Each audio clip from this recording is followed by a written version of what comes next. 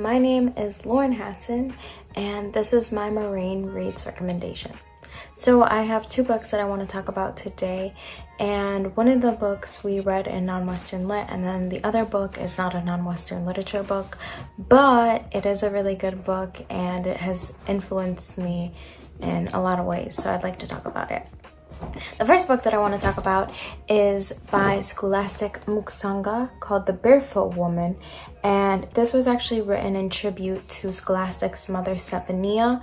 This book pretty much is about the life that Stephania lived with her children and her husband, and Scholastique, which is one of her children, and how they lived in exile. It's a compilation of essays that Scholastique wrote, and it definitely shows the ups and especially the downs, the very dark, detrimental, disturbing downs. But I think a big part of this book shows the pure light that Stephania is for the children, and throughout the essays in the book, she brings a lot of laughter, a lot of love, a lot of strength for the children and the family. And I think that shows throughout every single essay that you read, or throughout majority of the essays that you read, especially because this is a tribute to her mother. It's a very well-written book, and this has influenced me in several ways, but I think the main way it has influenced me is it made me think more deeper into other people's issues and problems. I'm more interested in non-Western politics and media and issues that are seen, just because after reading this book, it kind of just makes you think, what else is going on now? You know, this happened in the 90s, but what's happening right now, especially because there's a pandemic and everything. So I've been much more inclined into non-Western issues, politics, news related things. So I really enjoyed this book. And my second book is not a non-Western literature book, unfortunately, but it is a really, really good book. So this book is based in Arkansas, and this book is called Perfect Peace by Daniel Black. So they're in Arkansas in the deep South. And as you can imagine, there isn't a lot of diversity, not a lot of people. And so Perfect is the seventh child out of all of her siblings. She is the youngest. She is a very pretty cutie pie girl. She's a very nice girl, very sweet girl. She likes to play with dolls, likes to play house. She's just your average girl. And on her 8th birthday, her mom tells her, her mom's name is Emma Jean, and her mom tells her, hey, you were born a boy, and now you're going to transition back to being a boy. So for Perfect, this was a complete shock, totally confused. Why is this happening to me? And now we go through this story with, before Paul, his dead name being, his dead name being Perfect, now Paul. His name is now Paul. And we now go through this story with him. It's a coming of age story. It sort of shows you the significance of growing up in the Deep South and being a part of the LGBTQ plus community. Even though he transitioned back to being a boy, there was still a lot of stigma against him. There's a lot of ignorance throughout this book, and I think this book does a great job of standing the test of time, because in my opinion, this book really touches on issues and problems that are very much relevant to this day, especially because it's based in the Deep South, a very religious town, a very small town. Everybody knows everybody.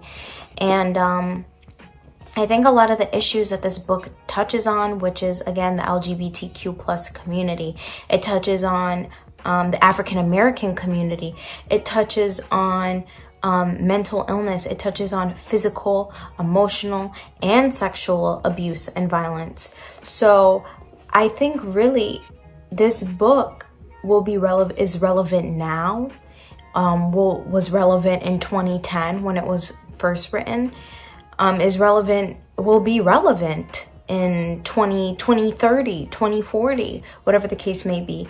Like I said, it's based on the Deep South, and unfortunately, I hate to say this, but normally it's hard to change the opinions of the Deep South. very close-minded for the most part, and I'm not trying to put opinions in everybody's mouths, but I think it can be very close-minded. So this book definitely stands the test of time. And it's a coming-of-age story. It's a family story, a very dysfunctional family, but it's a family story. Like I said, it's a coming-of-age story. You learn a lot about sexuality, about loving yourself, about self-assurance of Paul as of the main character. I know I keep saying yourself, I'm talking about Paul. And I think it's a beautifully written book. And I think throughout the book, really all you want for Paul, because it's a very, very painful book. I won't deny that. There's, again, like I said, a lot of abuse. There's emotional, sexual, physical abuse and violence. And it's a very sad story. At the same time, though, at the end of the day, really all I wanted for the book, all I wanted for the main character, Paul, was for him to have closure. And I think this book, it takes a while. I will say that. I don't know if I'm allowed to say that, but I guess I am going to say that. It takes a while, but he does get closure. I will say that. In my opinion, he got closure. For some other people, I don't know. You have to read it. That's what I'll say. You have to read it to find out. But I do have to say it's a very well-written book. So if you're interested in topics that I was speaking about, you should definitely check this book out. And you should... So this book significantly impacted me because I read it at a very young age. The first time I read it was when I was 9 years old. I only read half of it. I couldn't finish all of it because I didn't quite understand the topics that were being presented to me. But I read it again when I was about 14, finished the entire book. And it was a very hard-hitting book because it really made me think about other people's experiences. And I found that important growing now, even, to keep it in the back of my mind, to always consider other people's experiences, their diversity, their backgrounds, because we really don't know where anyone comes from. And it's important to keep that in consideration when meeting new people, whether they're educated or not, whether they are a part of the LGBTQ plus community or not, whether they are a person of color or not. I think just in general, learning about one another, and not only learning about one another, but respecting one another is something that I really grasped after reading this book, that it's so important to respect one another and learn about one another and educate one another, because we're all different, we're all so diverse in this world, and you never ever want to meet someone with a terrible experience like Paul had growing up and not respect them or not be kind to them, you know? I don't know. I just, after reading this book, I was like 14 at the time, and it was like so important to me growing up to be kind to other people as often as I could. Because you never know their experiences or their life story. So that's a significant impact that it had on me. And these are the two books that I chose. This one's backwards. The Barefoot Woman. The Barefoot Woman. So unfortunately I had some technical difficulties. I have no clue where the rest of my clip went, but I do fully recommend The Barefoot Woman by Scholastique Mukasonga.